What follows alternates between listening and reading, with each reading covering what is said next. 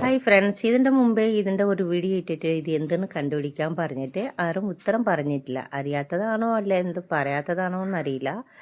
എന്നാലും ഞാൻ ഇതിൻ്റെ ഉത്തരമായിട്ട് വന്നിട്ടുണ്ട്. ഇപ്പം എല്ലാവരും കണ്ടുപിടിച്ചിട്ടുണ്ടാവും. അതന്നെ ചേനയുടെ തൈയാണ്.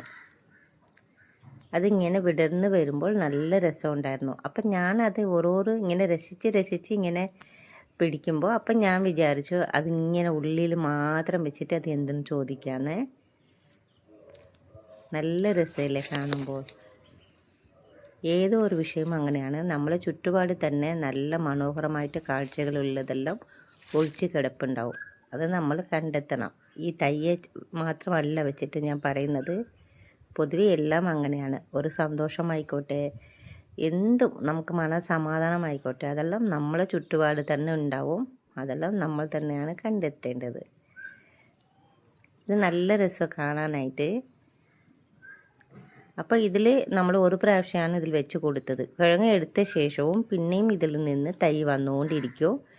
അടുത്ത പ്രാവശ്യം നമ്മൾ വെച്ചൊന്നും കൊടുത്തിട്ടില്ല. അടുത്ത പ്രാവശ്യം അതിൻ്റെ കിഴങ്ങ് മിച്ചം വന്നിട്ട് വരുന്നതായിരിക്കും തോന്നുന്നത്. പിന്നെയും നോക്കുമ്പോൾ നമുക്കിതിൽ നിന്ന് വിളവെടുക്കാൻ പറ്റുന്നുണ്ട്. അത് നല്ല ആഴത്തിൽ പോകുമ്പോൾ നമ്മൾ ആ ചേന മാത്രം പറിച്ചെടുക്കുന്നതാണ്. അപ്പോൾ അതിൻ്റെ സൈഡിലുള്ള ആ ചെറിയ കിഴങ്ങിൽ നിന്ന് പിന്നെ തൈ വരും തോന്നുന്നു. അപ്പോൾ എല്ലാ വർഷവും ഇവിടെ തന്നെ നമുക്ക് കിട്ടുന്നുണ്ട്. ഇത് ചേന വേറെയാണ്, ചേമ്പ് വേറെയാണ്. അതുപോലെ ചേമ്പും ചേനയും വേറെ. കർണക്കിഴങ്ങ് തമിഴ്നാട്ടിലുണ്ട്, അത് വേറെയാണ്. കണ്ടോ എന്ത് രസമല്ലേ.